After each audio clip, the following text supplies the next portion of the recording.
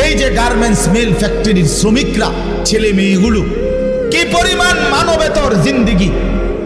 তারা এই 8 ঘন্টা 10 ঘন্টা ওভার টাইম করে ডিউটি শেষ করে ছোট্ট ছোট্ট খুপড়ির মতো কোন রকম জিন্দিগির জীবনটা তারা কষ্ট করে চালায়।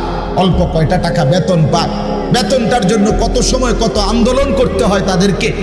এই সামান্য কয়টা টাকা দিয়ে তারা জীবনটা নির্বাহ করে বছরের পর বছর, অথচ তাদের সেই কষ্টের মেহনতের পরিশ্রমের পণ্যটা বিক্রি করে মালিক ও পক্ষ কোটি কোটি টাকার রাজপ্রাসাদে আলিশান বিত্ত বৈভবের মধ্যে উল্লাস করছে।